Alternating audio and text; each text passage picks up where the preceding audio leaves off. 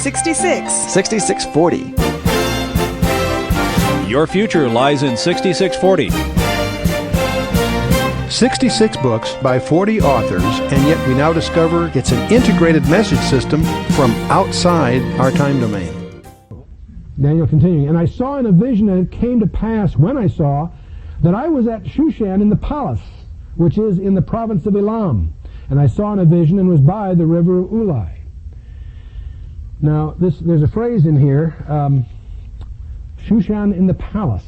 That phrase occurs several times in the Bible, just as it's expressed there, in Nehemiah chapter 1, Esther chapter 1 several times, chapter 2 several times. Now, Susa, or Shushan, is known as Susa in secular terms, served as the capital of the Elamites throughout antiquity. Susa is about 150 miles north of the head of the Persian Gulf, about midway between Ecbatana and Persepolis, and it later became the residence of the Persian kings. It's about 230 miles east of Babylon. Now here's where the controversies begin, because Josephus and also Kyle, Rosenmüller, and Berthold and other writers, they believe that Daniel actually was at Shushan in the palace, that he physically was there. He says so. And that is the view, that's an ancient view. Even Josephus, as I say, presents it that way. Most of the modern scholars don't feel that way. Montgomery, the Syriac, the Vulgate, John Calvin, and others, they believe that he is seeing this in a vision. And I won't bore you with all the arguments, pro or con. I just want you to be aware of the fact there's two different views. One view is that he actually was at Shushan the palace, and that's the way it seems to read.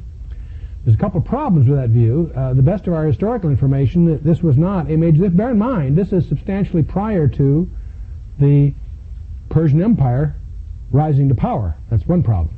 Although some argue maybe it was a small province under Babylon at the time, although there's no evidence of that. The other problem you're going to discover is at the end of the chapter, after he's experienced this wild vision, he immediately goes about the king's business, which is puzzling scholars because that implies he was working, at least in some capacity, for King Belshazzar, albeit not with the stature he had under Nebuchadnezzar. So there are those, the more modern view, but again it's conjecture. Most commentators believe that what's happening here is he's being projected forward in time, and as if he's in Shushan the palace. There is indications from the language that he is surprised to find himself there. And it's analogous, if you will, to a couple of other places. Ezekiel was thus transported to Jerusalem in a vision in one of his writings. And of course John in chapter 17 of the book of Revelation is transported into the wilderness, etc. So this idiom may be an idiomatic use of Daniel being projected into the capital of the Persian Empire in the vision. But others feel that he physically actually was there, but that's a small point. But it's interesting that this place at the time Daniel's speaking was a small town in any case. And it was destined later to become the capital of the Persian Empire. It was the home of Esther, and it was also the city from which Nehemiah travels in his adventures.